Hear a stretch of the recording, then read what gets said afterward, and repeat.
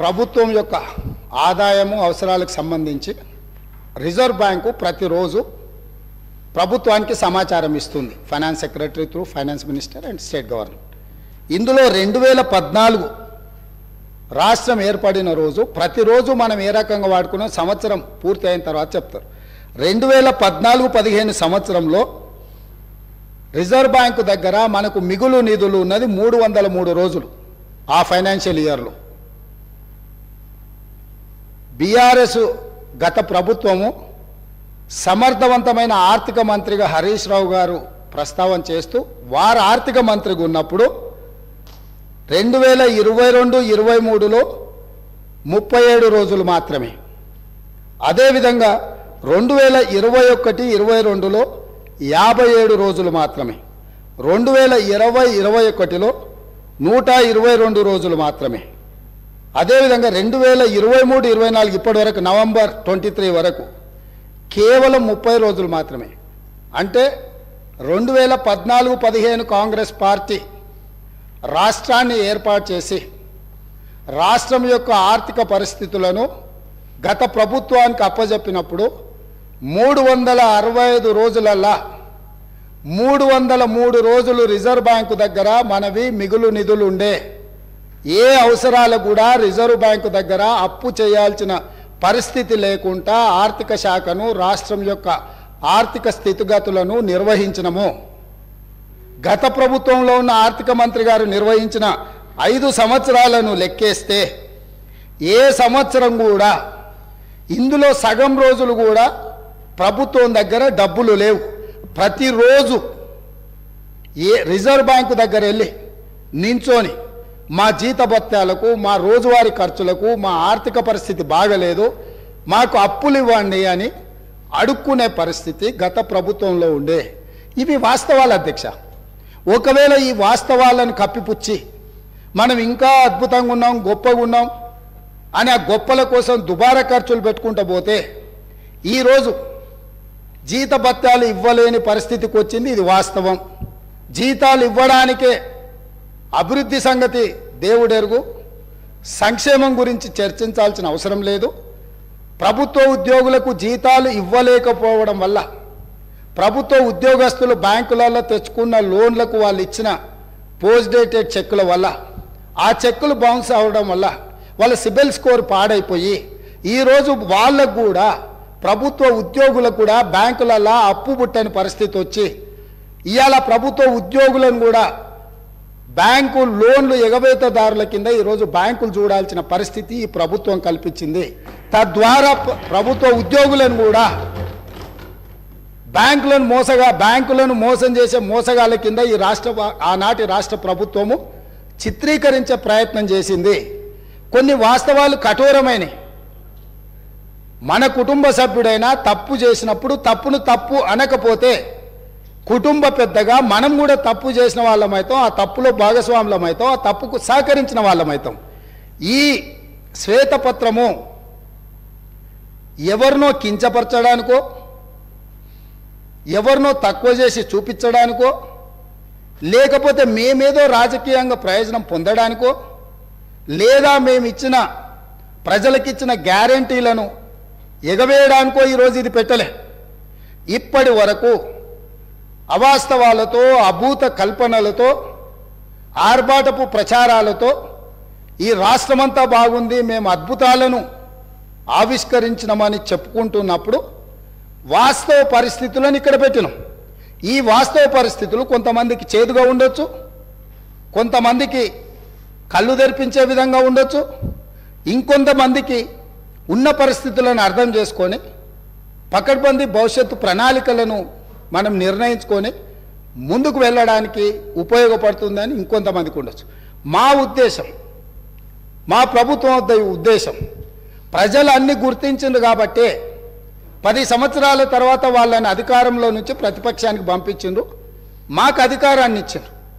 అధికారం ఇచ్చిన 10వ రోజే ఎందుకు ఈరోజు ప్రజల ముందు ఈ వాస్తవాలన్నీ పెడుతున్నాము? ప్రజలకు నిజాలు చెప్పి మనకున్న పరిస్థితిని వివరించి కష్టమైన ఈ ప్రభుత్వం నిస్సహాయులకు సహాయాన్ని అందిస్తుంది, అర్హులైన వాళ్ళకు అవకాశాలు ఇస్తుంది, మీకు అండగా నిలబడుతుంది అని చెప్పడానికి ప్రభుత్వం ప్రయత్నం చేస్తుంది అధ్యక్ష. ఇందులో ఎవరు వ్యక్తిగతంగా తీసుకోవాల్సిన అవసరం లేదు అధ్యక్ష. దీంట్లో ఏముంది, మేము ఈ మొత్తం నివేదికలో ఎక్కడైనా 42 పేజీల నివేదికలో ఎవరినైనా నిందించినట్టు కానీ ఎవరినైనా వ్యక్తిగతంగా దూషించినట్టు కానీ ఇక్కడ నివేదికలు ఉన్నాయి అధ్యక్ష. మాజీ మంత్రి గారు మాట్లాడతారు పక్క రాష్ట్రాల నుంచి, పక్క రాష్ట్రంలో పనిచేసిన నుంచి సమాచారం సేకరించిందని. ఇదేనా పద్ధతి అధ్యక్ష? 10 సంవత్సరాల నుంచి తెలంగాణ నిర్మాణం కోసం అహర్నిశలు కష్టపడి పనిచేసిన మన రాష్ట్ర అధికారులను ఈ రకంగా అవమానించడం కరెక్టా అధ్యక్ష? ప్రతి శాఖ యొక్క నివేదిక ఆ శాఖ యొక్క ప్రిన్సిపల్ సెక్రటరీ ప్రాపర్ ఫార్మేట్లో ఫిలప్ చేసి సంతకాలు పెట్టి ఆర్థిక శాఖకు పంపించిన తర్వాత ఆర్థిక శాఖ కార్యదర్శి గారు, వారితో పనిచేసిన కార్యదర్శి గారు, అతనే మారలేదు అధ్యక్ష, వారు సంతకం పెట్టి ప్రభుత్వానికి ఇచ్చిన నివేదికనే ఈ నివేదిక. కాబట్టి వారికి ఏమైనా అనుమానాలు ఉండి వారిలాగానే మిగతా వాళ్ళు కూడా వ్యవహరిస్తారని ఏమైనా అపోహలు ఉంటే తొలగించుకోండి. కొత్త ప్రభుత్వం ఏర్పడ్డప్పుడు వేలాది మంది మమ్మల్ని వచ్చి కలుస్తారు అధ్యక్ష. మేము మీలాక కక్షాపూరితంగా కలవడానికి వచ్చిన వాళ్ళను అగౌరవపరిచే విధంగా, అదేవిధంగా వాళ్ళని తక్కువ చేసి చూపించే విధంగా ఇట్లా చేయము అధ్యక్ష. ఒకవేళ అట్లనే అనుకుంటా అధ్యక్ష, ఒక్క మాట అడగదలుచుకున్నా, మీరేదో వివరాలు బయట పెడతామని అంటారు. నేను ఒక ఫోటో మీకు చూపించదలుచుకున్నా అధ్యక్ష. ఈ ఫోటో చూడండి. వీరు ఇక్కడ పక్కన ఉన్నాయన డాక్టర్ వైఎస్ రాజశేఖర రెడ్డి గారు కీర్తిశేషులు. ఈ పక్కన ఉన్నది ఎవరో మీకు తెలుసు కదా అధ్యక్ష. వీరు ఆ రోజు స్వయంగా వెళ్ళి ఆనాటి ముఖ్యమంత్రి గారిని వ్యక్తిగతంగా కలిసి వాళ్ళ మధ్యలో ఏం చర్చ జరిగిందని నేను వివరాలలో జోలికి వెళ్ళదలుచుకోలేదు అధ్యక్ష. ఈరోజు నన్ను ఎవరైనా ముఖ్యమంత్రిగా ఈ రాష్ట్రానికి బాధ్యత తీసుకున్న తర్వాత ఎన్నో రకాల సంస్థలు, వ్యవస్థలు, వ్యక్తులు వాళ్ళు మమ్మల్ని వచ్చి కలుస్తారు. అది మర్యాదపూర్వకంగా కలుస్తారు. మేము కూడా ప్రధానమంత్రి గారిని కలవాలని, ఈ దేశ ప్రధానమంత్రిని కలవడం ముఖ్యమంత్రిగా నా మంత్రివర్గ సహచరుల యొక్క బాధ్యత అని చెప్పి ఈ రాష్ట్రం నుంచి కేంద్రంలో మంత్రిగా వ్యవహరిస్తున్న కిషన్ రెడ్డి గారికి నేనే స్వయంగా ఫోన్ చేసిన. సిద్ధాంతపరంగా మేము భారతీయ జనతా పార్టీని విభేదిస్తాం, కానీ రాష్ట్ర ముఖ్యమంత్రిగా నా కర్తవ్యము నా రాష్ట్రానికి, మన రాష్ట్రానికి కావాల్సిన నిధులను తెచ్చుకోవాలన్నప్పుడు రాష్ట్ర కేంద్ర ప్రభుత్వాల మధ్యన సత్సంబంధాలు ఉండాలి అని మేమే ఒక అడుగు ముందుకేసి కేంద్ర మంత్రి కిషన్ రెడ్డి గారికి నేను స్వయంగా ఫోన్ చేసిన. మీరు ఒకసారి ప్రధానమంత్రి గారితో మాట్లాడండి, మనం వెళ్ళి కలుద్దాము, మనకు రాష్ట్రానికి సంబంధించిన ఏమైనా నిధులు తెచ్చుకునేది ఉంటే డెఫినెట్గా చేద్దామని. ఎందుకు? మేము బేసిజాలకు పోదలుచుకోలేదు. స్వార్థపరమైన రాజకీయ ప్రయోజనాలని ప్రభుత్వం ఆశించడం లేదు. తాత్కాలికమైన లాభాల కోసము మేము ఎలాంటి దుందుడుకు చర్యలకు మేము పాల్పడదలుచుకోలేదు అధ్యక్ష. అందుకే ఈరోజు మీరందరూ, మనమందరం ఈ సభలో చర్చ ఇదే కాకుండా విద్యుత్ శాఖకు సంబంధించి మా సాగునీటి పారుదల శాఖ మంత్రి గారు కూడా ఈ సమావేశాలలోనే శ్వేతపత్రాలు విడుదల చేయదలుచుకున్నాం. ఎక్కడైనా ఎప్పుడైనా ఎవరైనా కొత్తగా బాధ్యతలు చేపట్టినప్పుడు మనకున్న పరిస్థితులను ప్రజలకు వివరించడం ద్వారా, వాళ్ళ నమ్మకాన్ని, విశ్వాసాన్ని చురగొనడం ద్వారా, ప్రతిపక్షాల వైపు నుంచి సహకారం, సలహాలు, సూచనలు తీసుకోవడం ద్వారా బలమైన రాష్ట్రంగా నిర్మించాలనేదే మా ఉద్దేశము. కాబట్టి ఇప్పటికైనా గతంలో చేసిన తప్పులనే మళ్ళీ మేము వితండవాదంతో మీ మీద దాడులు చేస్తామనే విధానాన్ని ప్రతిపక్ష పార్టీ వదులుకోవాలి.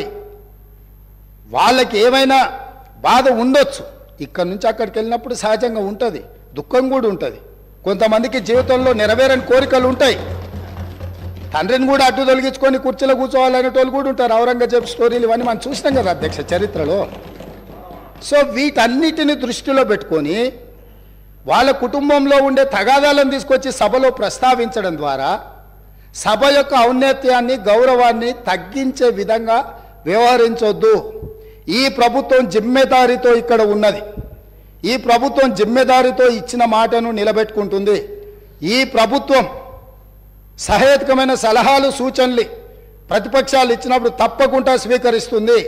మిత్రుడు అక్బరుద్దీన్ ఓవైసీ గారు ఏవైతే అంశాలను లేవనెత్తిండో చాలా విషయాలు వాళ్ళు లేవనెత్తిండ్రు. మా అధికారులు నోట్ చేసుకున్నారు. తప్పకుండా ఆ అంశాలను అన్నిటిని కూడా మేము పరిగణలోకి తీసుకుంటాం, పరిష్కరిస్తాం. మేము ఓపెన్గా మేము సెక్రటేరియట్లోనే ప్రజలకు తెరిచినాం. ఈ రాష్ట్రాన్ని ప్రజలు, ఈ రాష్ట్రంలో ప్రభుత్వాన్ని ఎన్నుకున్నది సచివాలయం నుంచి ప్రజలకు సుపరిపాలన అందించడానికి. అందుకే అక్కడ మంత్రులను కూర్చోబెట్టినాం. మంత్రులను వచ్చి ప్రజలు కలిసేటట్టు, ప్రజా సంఘాలు వాళ్ళ నివేదికలు ఇచ్చేటట్టు, వాళ్ళ పెండింగ్